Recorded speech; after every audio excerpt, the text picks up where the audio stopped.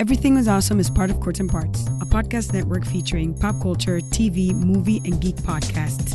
Check out some of our other shows, like TV Ate My Brain, Let's Chat with Revelin Friends, and Podstalgic at courtsandparts.com.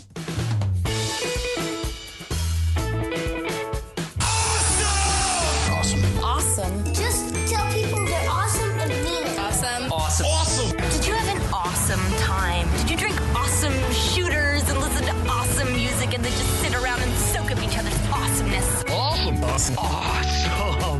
was awesome. You guys are awesome. No, you're awesome. You are awesome. Sir, you are awesome. Seriously. Awesome.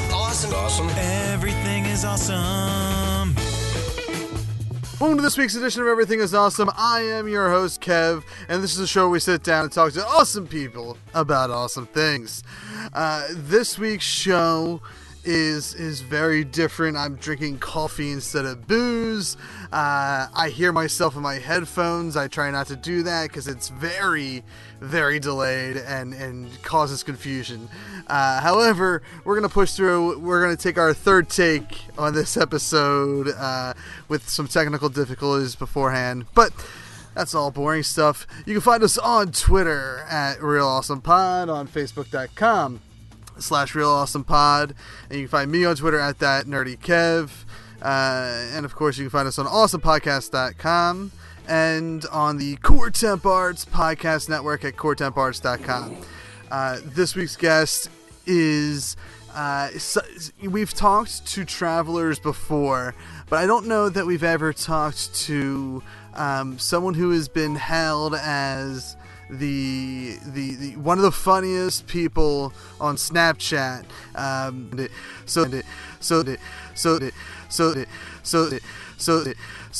So hopefully we'll get some enlightened on some new social media here. Please welcome to the show the guy who has birthed the hashtag Be a Loner. Karan, welcome to the show.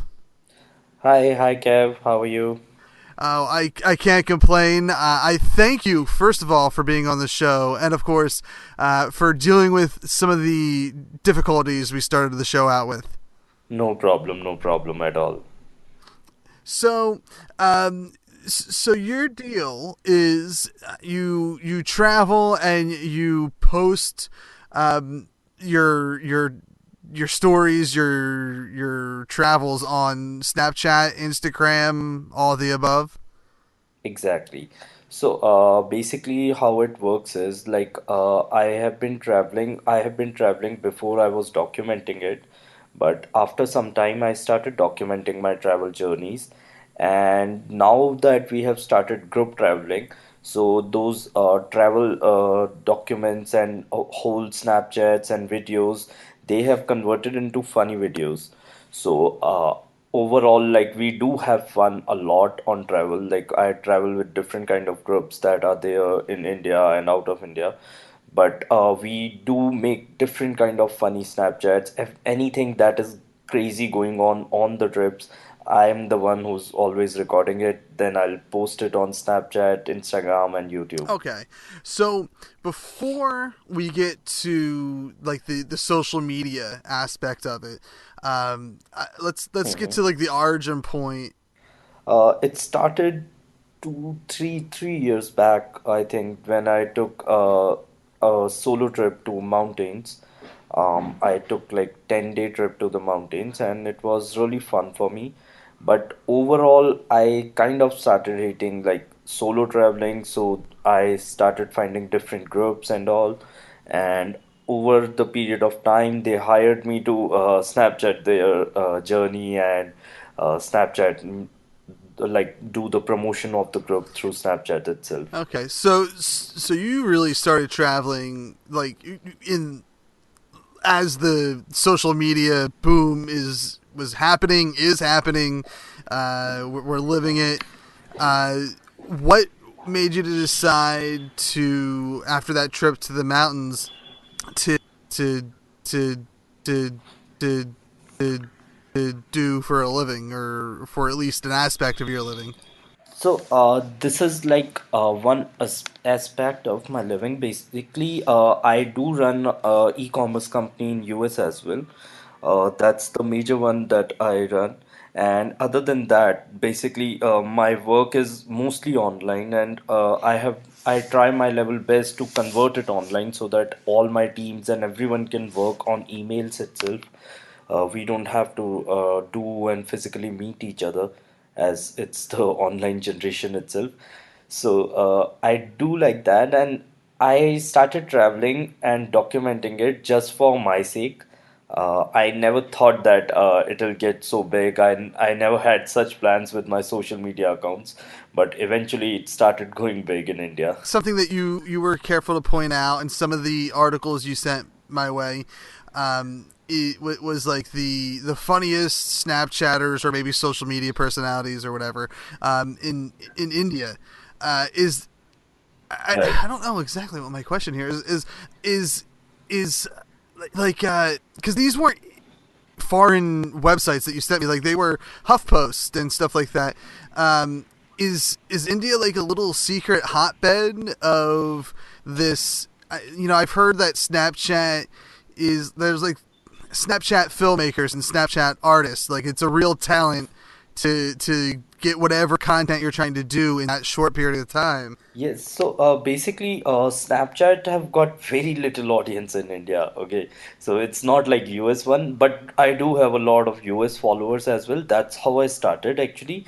I wanted a lot of Snapchat US followers to see my story so that whenever I'm trying to promote my brand in US, I can go ahead and do that. But eventually it turns out like all the Indians and Indian users, because a local website also covers me up.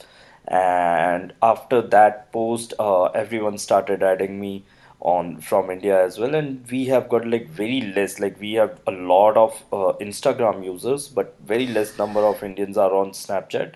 But those who are, most of them are following me, so it's good. And so your travel, where do you travel? Is it all with India? Is it international? It can be anything. Like I was in Nepal, I was in Indonesia. So this year I have done four international trips, and other than that, I have done at Okay, so least what do you 20 prefer? Do you 18 to prefer 20 the more local local trips stuff, to or do different you like going out? states of India.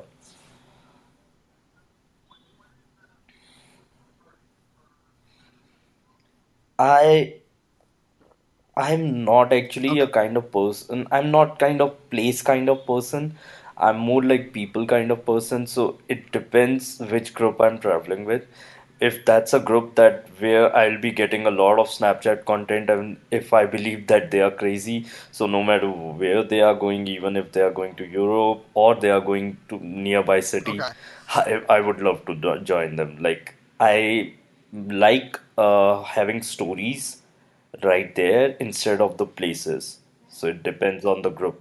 Oh, that's interesting because the other people, it was just about, I guess, being worldly and Okay, experiencing different, locations and whatnot.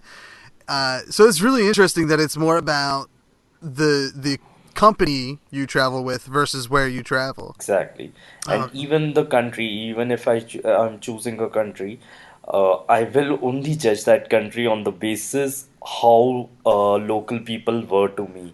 I will never see that how location, like locations are beautiful, and it's always like mountains are always similar, beaches are always similar. It depends what kind of people you are hanging out with. okay, so that's um that's a good question. Is not necessarily the group because of the community that was there. Yes, yes, I loved Indonesia. Like, we went to Gili Island. I think 3, 4 months back, I went there to do active volcano trekking and all. Okay.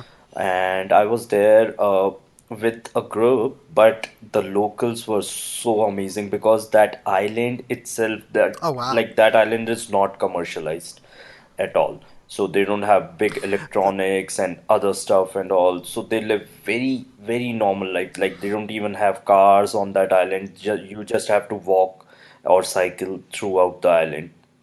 So the locals were so polite. I just fell in love with that place. That's is very, I don't want to say localized, but it's United States and Canada and like Mexico, like anything that basically touches the states. I've been to, but like everywhere I've never been. I don't want to call it remote, but I guess for lack of a better term, I've never been somewhere so remote where there's no automobiles for travel. So that seems like just the lack of that noise pollution and actual pollution has to add something to being there. It's beautiful. You should totally do that because I was there in Mustang. Uh, that place is so above sea level, like you have to do trekking for 2 days, and there is no electricity as well. Oh So man. as soon as kids saw the mobile light on our hands. They were so amazed by it. Like they were so happy about seeing mobile or games because by the time you reach, you have almost no charging left, but you use the little bit charging that is there and use it to record those kids because they were so happy with that mobile lights and everything.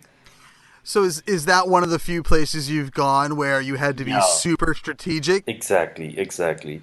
And especially when it comes to Snapchat, like you just have emergency chargers, you just take it out and charge it and record it, and then you know that you'll be posting it after 4 or 5 days, but it's okay. So, Snapchat, because I'm familiar with Instagram. Maybe not the Instagram stories, because that's something relatively new. But obviously Instagram, YouTube, some of these other ones have been around long enough that I don't want to call myself an old head, but someone in his mid 30s is familiar Exactly. with. I don't get technology. I'm done. I quit. So Snapchat, can you go into a little bit of what it is in general and how you use it? So basically, it's like a platform. Snapchat is mostly as of now used by millennials, but it's a platform where uh, I particularly use it as a replacement of Vine, Okay. honestly, because the Vine Mhm. went away. But recently, I have started using as a vlogging platform as well because there are so many listeners listening to it. The best part about Snapchat is like it's available. Like if you want to vlog something, you just record it, then you go home, edit it, then put it on YouTube. Then you have no idea how many people are even going to even see it or not. And there is a lot of competition on YouTube because there are people and creators who are Mhm. trying to get paid. Okay, so they like YouTube pays the creators, so yeah, there is a lot of competition. Everyone is uploading their things. But Snapchat is just that particular untapped market. Like there is no way to promote. It's not like Instagram or YouTube. You cannot go viral on Snapchat. Snapchat is an untapped market where you cannot reach people socially.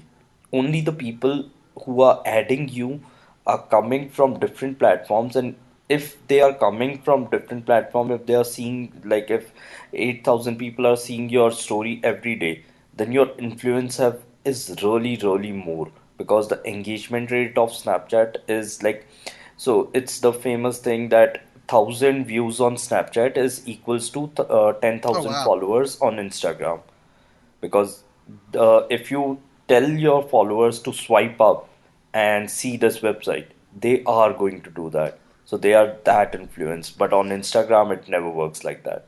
So, and is there?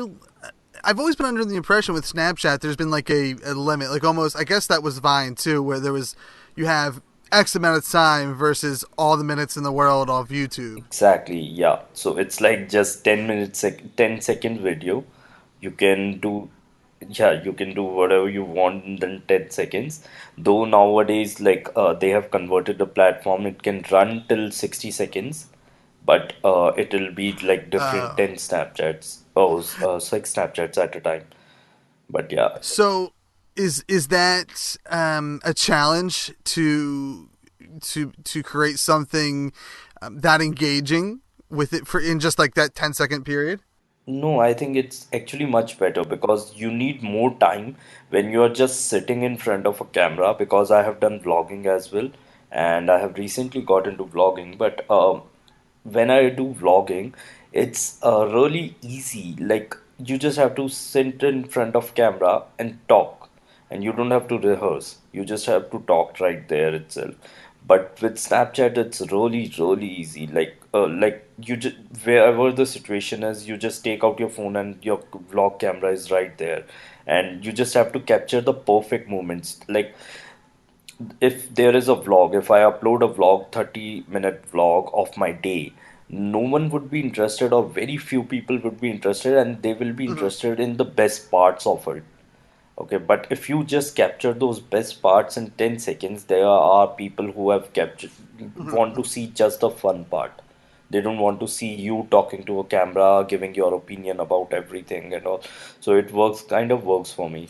So when you snap, whether it's just a daily vlog or it's one of your travel snaps, is it? Are Mhm. you doing multiple a day, or you're just like, as long as I get one in a day, I'm good? No, I try to Okay. do at least 5 to 6 Okay. in a day.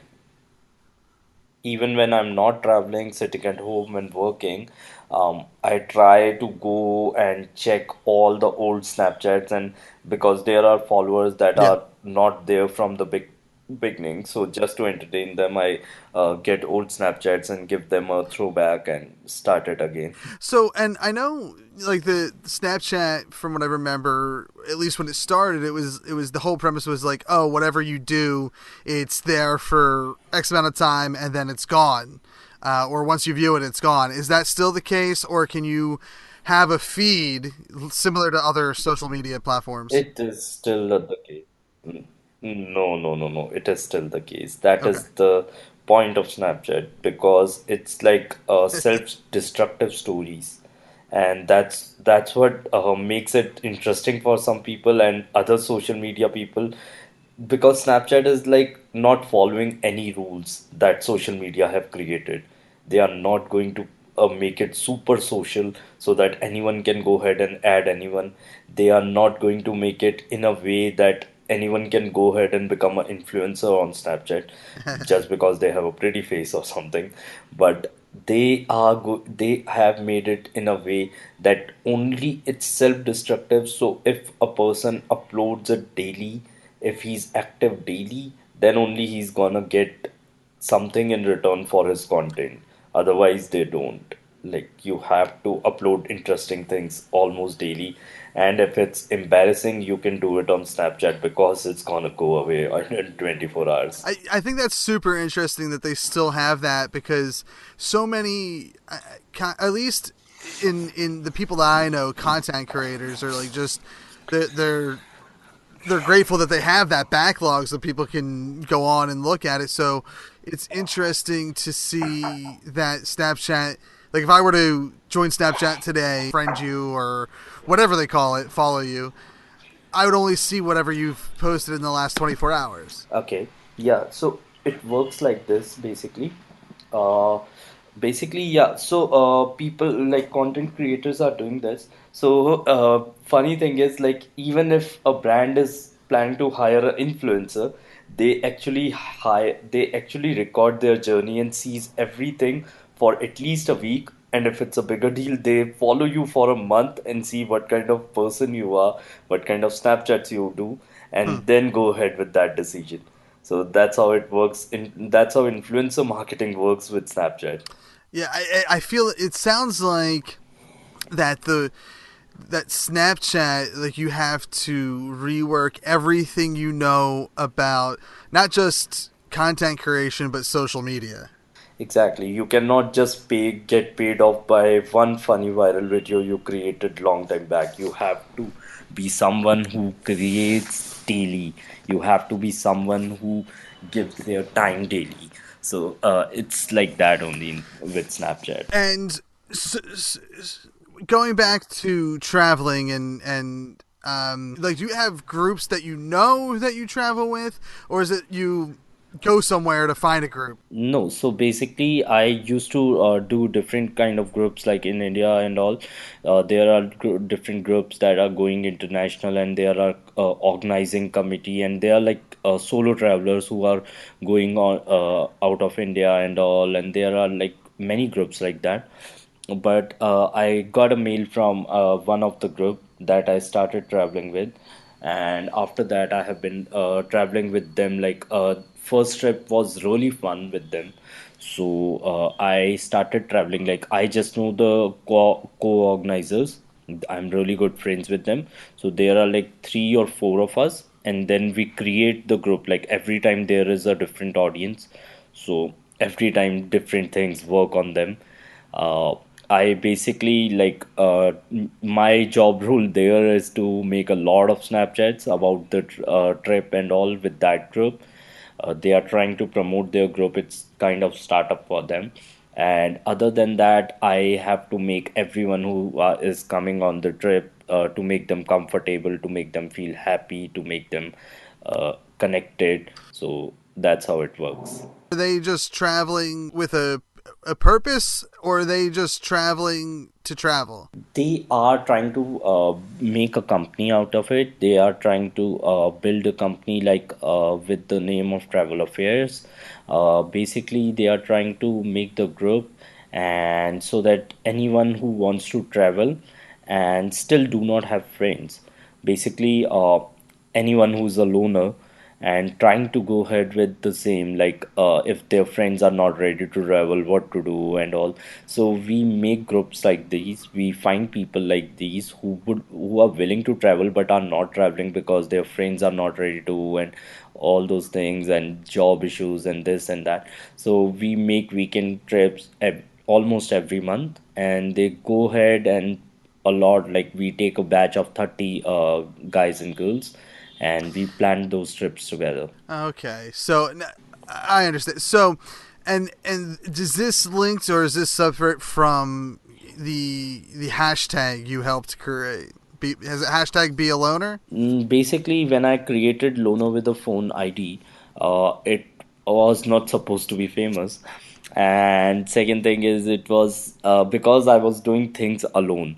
So the only thing I created, Be a Loner, was a creation of that because I was promoting it, that to for people to do the things that they want to do, even when their friends are not ready, even when they don't have anyone. Like if they want to see a movie, you go ahead and see a movie. If you want to travel, you go ahead and travel. And during those things, the thing that you are going to do alone, you will find like-minded people right there.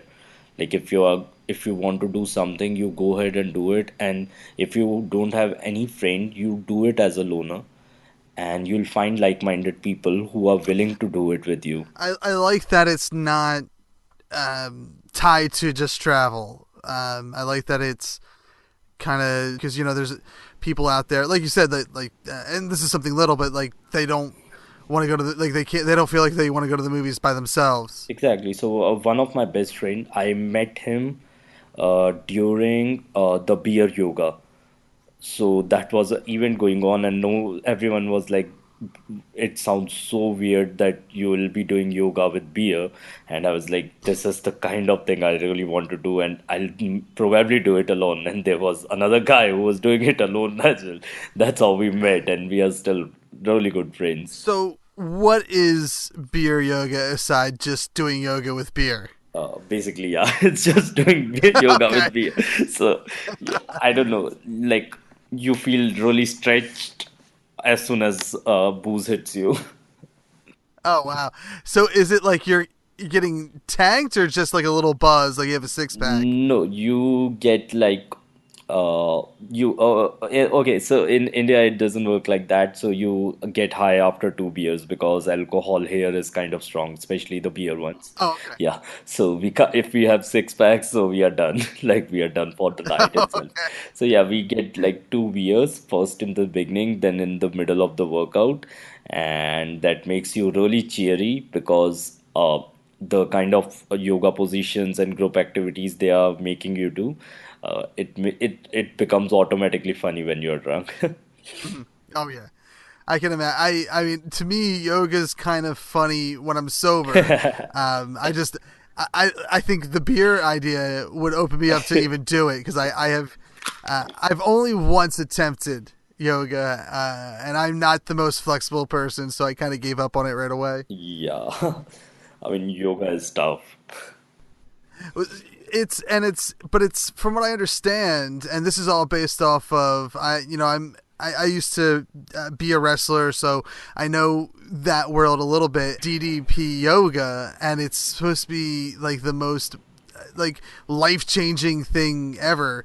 Do you do yoga on the regular, or is that just something that you've done a handful of times? No, no, no, not on regular basis, but yeah, we so basically I do CrossFit, and in that we Okay. have to do 15 minutes of yoga before the session. So it's like they want you to be flexible, but Mm. I'm waiting that if I get injury someday, I think I'll do yoga for a year or so, but I luckily I haven't got any injury. But if by doing CrossFit or any other intense activity or sport, if I get any kind of injury, I think I'll do yoga for a year. I'll try that. CrossFit is, I think I've done this once and it was insane. What's the intensity level of doing It CrossFit? is amazing. Like I did bodybuilding for 3 years, and CrossFit is nothing like that.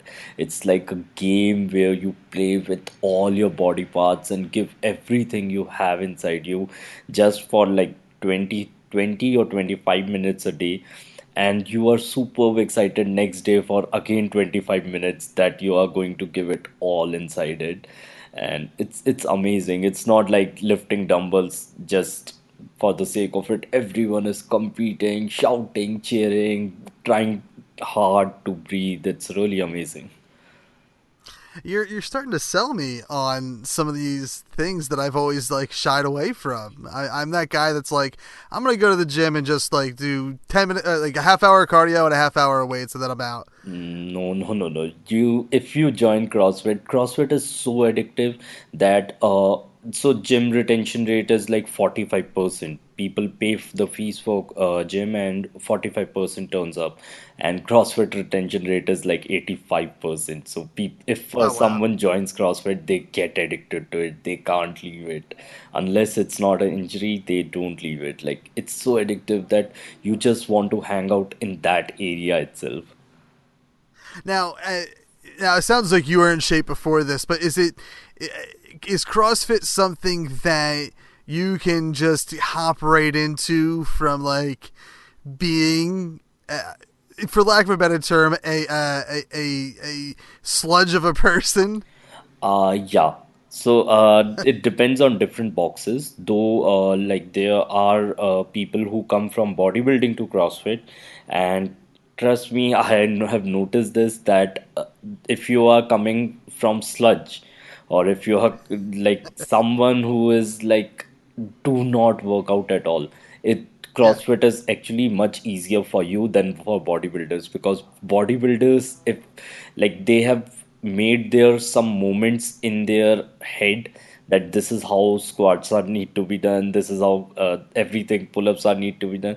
But for someone like the way CrossFit is, the whole mobility changes of your body. So the kind of things you do, it's amazing. That's super interesting, and I love the fact that like being a lazy person is almost you're way more prepared to do that exercise or that teen more than a bodybuilder. That's Yes. nuts. Okay, bringing it back to travel. We've already talked about where one of your favorite places to go to. Is there anywhere you've been that, and again, we'll stick with more the community or even just the location versus the group that was a nightmare to be at? If I have to say, not exactly. Like I haven't been anywhere. True, I haven't been anywhere where people are not nice. Honestly, Okay. I have never met. The only reason people think that I'm really nice to people because I haven't found someone who was really rude to me. But yeah, I haven't found bad people till now in the world. Maybe someday I will. Well, that's good because that's a lot of people that I've talked to that are big travelers, and not maybe on your level or even like a travel blogger's level, but people that just travel, whether it's for work or whatever, they always have a really great story. So I guess either you're lucky or you are just that positive. Yeah, I would consider myself lucky because till now I have not met a single racist. Till now I have not met a single molester or anything who is trying to tug you for money. I have not met it. I don't know. Maybe I'm traveling really safe, or maybe I'm really dumb. Is there like a dream? I don't know if vacation is the right way to word it, but like a dream travel gig or whatever.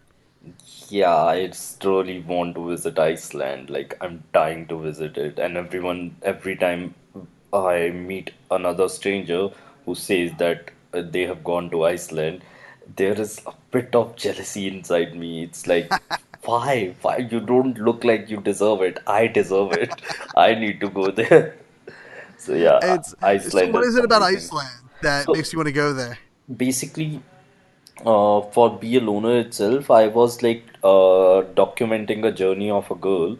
I was like taking her interview on Snapchat, and when I asked her, like she have traveled almost all of the world solo, and I asked her which country and why, like which one is your favorite one and why. And basically, she told me, and she was so motivated to tell the Iceland story. And it sounds like, literally, it sounds like fairy tale because people over there, because I'm a people kind of person, so people over there are so nice and so positive that they don't believe in negativity. Like, they don't, literally don't believe in negativity. You go around and tell that Santa is not real, they won't even believe you. They believe in elves, they believe in everything. Like, they have a mountain which is covered by a green ribbon kind of thing, so they believe that elves created those ribbon, and they believe in all kind of fairy tales and everything, though they know inside their head that it's not real, but they believe in it and stay happy. Like, they believe in every magic thing, tooth fairy and all. They make their kids believe, like kids grow up to believe in truth fairies and everything. They have their own thing, and there is no negativity. They are so nice to each other. So that's the kind of place I would love to see, and if everything goes well, settled right there itself. That sounds like almost like a dreamland. Like it Yeah. does sound like a dream place for almost anybody to go to. Yes, like almost no crime over there. People are not, that is the place I have heard that people are not going mad about earning money. Like, everyone wants to earn their living, but they want to earn their living in a way they don't like want have dreams to build mansions. Like, not everyone have got dreams to build mansions. They just have very proper practical life, happy life dreams. That sounds pretty amazing. I've my dream vacation or travel trip is Ireland. Ireland. That's I'm Irish, so it's just something about that place. You And have never been to Ireland? my travel is I live in Philadelphia or in the outskirts of Philly, in the United States, and I have been to like more than half the country, Canada, Okay. Mexico, and like some of the like Jamaica and Dominican. So I have never been to Europe or anywhere really further east than here. You are Irish, but you should have gone to Ireland. Oh yeah, I agree. It's always the dream of mine that Do I'll you know how to go. play? Do you know how to play guitar? No. Oh man, why? Do you at least like beers? Oh yeah, of Yeah, course. okay. At least there is a little bit of Ireland inside you. Yeah. I have a guitar, an acoustic guitar, and pretend. I've always been more of a talk guy, so the the all the rock stations I've always appreciated, but I loved when they went to like Howard Stern when he was big. Like that was the highlight of my morning because it was talk radio and I didn't have to listen to music all morning. Okay.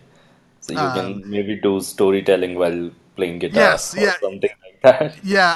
I have aspirations to be a filmmaker, which I've always related to more so being a storyteller than an actual like talented director or something like that. Wow, so nice. So, but yeah, so one day I'll get out to Ireland and I'll fit right in as far as the ability to knock a few back. Yeah, true that. And I would be, I'm interested in I guess in true Indian beer, the fact that it can be so potent. Oh yeah, yeah. Indian beers are really strong, like really. And I'm telling you on the basis that we are preparing. Tomorrow is one obstacle race that me and a really good friend of mine, she's a YouTuber as well. So I'm like right now staying at her place.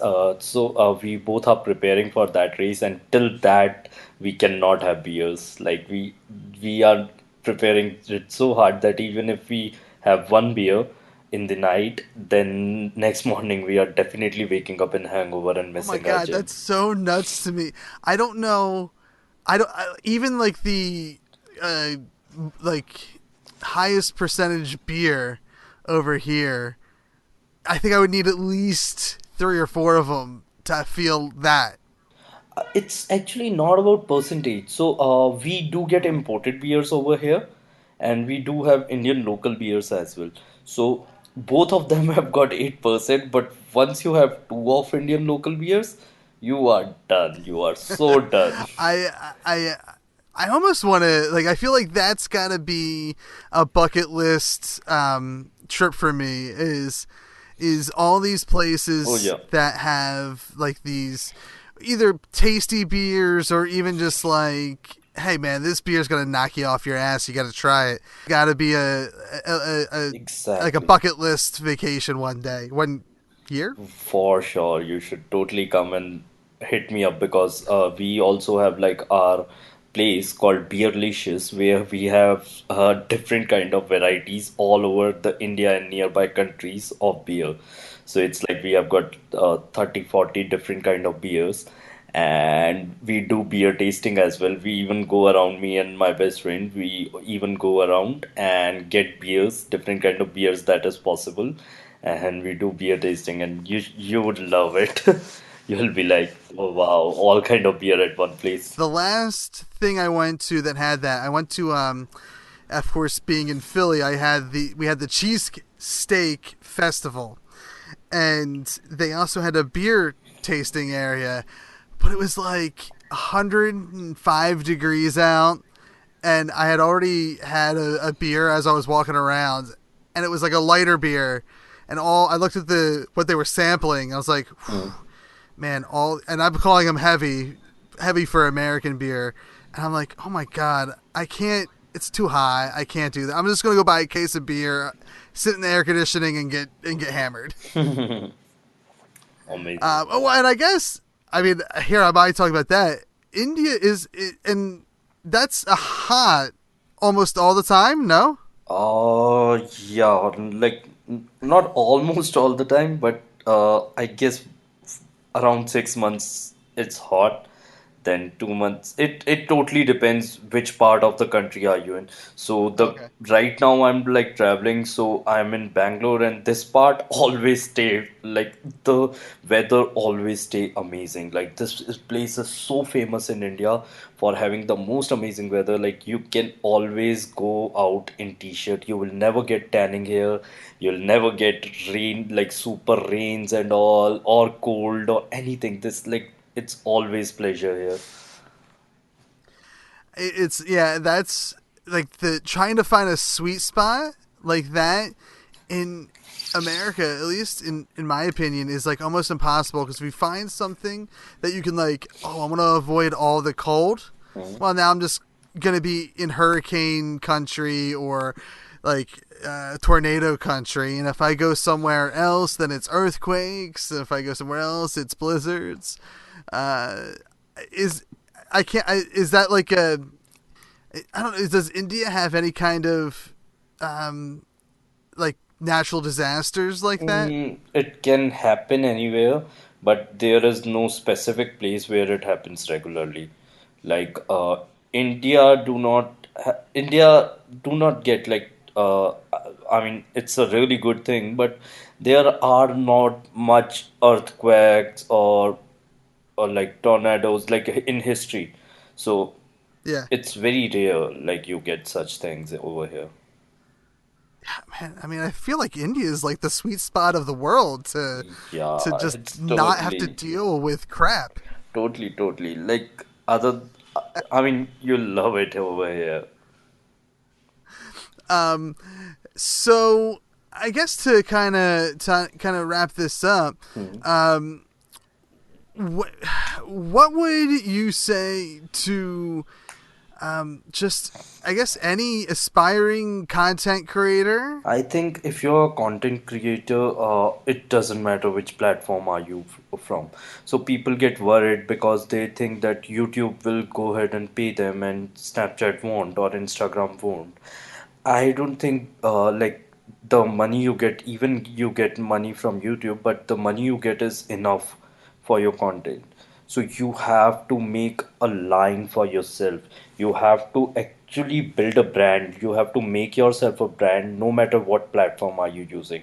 Whether you use Snapchat, Instagram, Twitter, anything. If you have huge following, you will learn how to monetize from that following. So if let's suppose I'm planning to launch a merchandise brand tomorrow, so I have that kind of huge following that I can go ahead and tell them that these are my t-shirt which where it's written hashtag be a loner. They will go ahead and purchase those t-shirts. So it's like you can monetize from anywhere. It's not just YouTube. Instead of thinking about platform, instead of thinking about the instrument you are using, maybe the expensive mobile or camera or anything like that, I think everyone should concentrate more on the content they are going to give.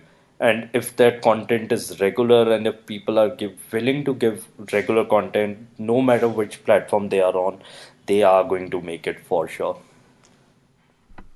And I mean that's almost it's like the good mentality that I missed out on 10 years ago. Like I reversed how I think content creators should be and then I'll do my crap. And then fast forward 8 years later to when I started this 2 years ago, and it was like, all right, well, I don't really care if I make money. I'm just going to do this podcast out of passion and love, and that's when all those other opportunities started to open up. Exactly. So, all right, before we officially let you go, get out any and all plugs. I don't care how many you have. If you have a lot, that's more. That's better. Give them all out so people know where to find you. Okay, so it's very simple. You just have to search for loner with a phone, like LONER loner with a phone, whether it's on YouTube, whether it's on Instagram, whether it's on Twitter. I'm available. Obviously, it's on Snapchat, but Snapchat ID is different. So go ahead and find me, guys, on Instagram. Just search for loner with a phone, and if you like my content, you can either add me on Instagram or Snapchat because that's where I post most of them. And we'll make sure that's all in the show notes. And I gotta say, like I said to you, I think before we started the interview, but to my audience, they know how I operate. I'm very excited to get lost in in your content tomorrow when I wake up, Okay. because the one paragraph I read from HuffPost, I was it just very very favorable to you just in how the Snapchat stuff works. So I'll be checking out Loner with a Phone. For sure. All right. Everyone, make sure you check out Karan, Loner with a Phone. We'll have a bunch of links to everything he does in our show notes at the bottom here. Follow him on all the things, because why not? It's that way you never miss anything. Let's be honest. And while you're not missing anything, make sure you follow us on Twitter at RealAwesomePod. You can follow me on Twitter at ThatNerdyKev. We're on awesomepodcast.com. We're on Core Temp Arts Podcast Network at coretemparts.com. We're everywhere. Just go to awesomepodcast.com and you'll figure it out. For Everything is Awesome, I'm Kev, and we've been awesome. Thank you for listening to the Core Temp Arts Podcast Network. To listen to more Core Temp Arts shows, visit coretemparts.com.